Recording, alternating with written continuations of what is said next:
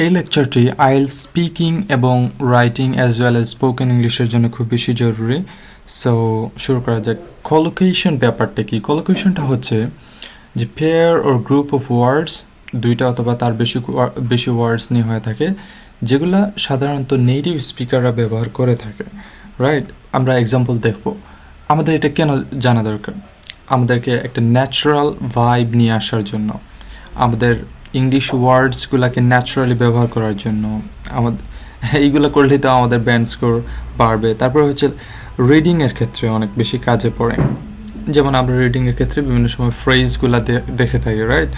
তারপরে হচ্ছে রাইটিংয়েও লাগে, যেমন ধরেন ডিক্রিজড, ড্রামাটিকলি, সিগনিফিকেন্টলি, এগুলো আমরা বলি না, increased significantly, right?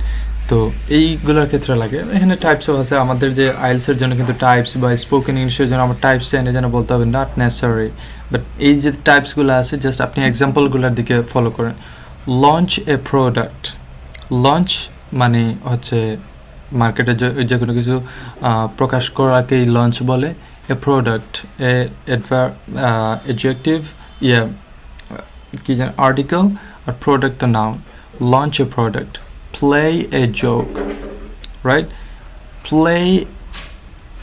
Play with around, play around আমরা অনেক সময় বলি, রাইট? সো প্লে, তারপর ক্রিয়েট অপরচুনিটিস। দেখেন এইগুলো আমরা কিন্তু জানি, বাট অনেক সময় আমরা কিছু ভুল করে থাকি। তো এরকম আছে ক্যান্ট অ্যাফোর্ড, দেখেন মডেল আছে, তারপরে ভার্ব আছে afford, right? Phone rings, phone হচ্ছে নাউন, ভার্ব হচ্ছে রিং করতেছে, right? So action movie, abuse of power, block of flats not ফ্ল্যাটও অনেকে বলে থাকে।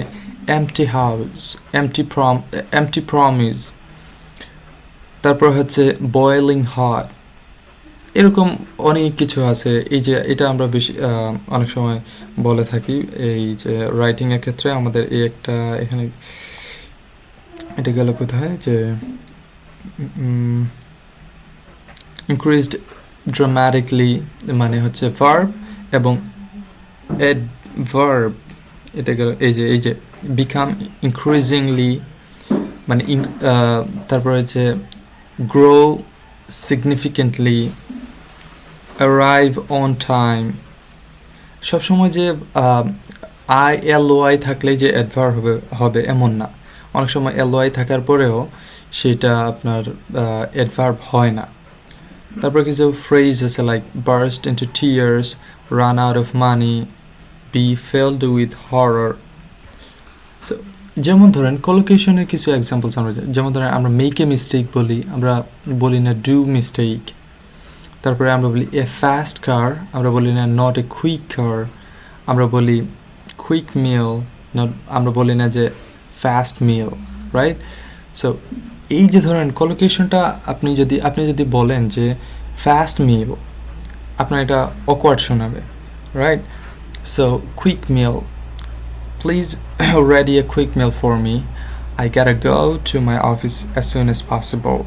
সো এই যে যেমন ধরেন আপনি বলতেছেন কুইক মিল, তাড়াতাড়ি আমার একটা খাবার রেডি করো, দ্যাটস ইট।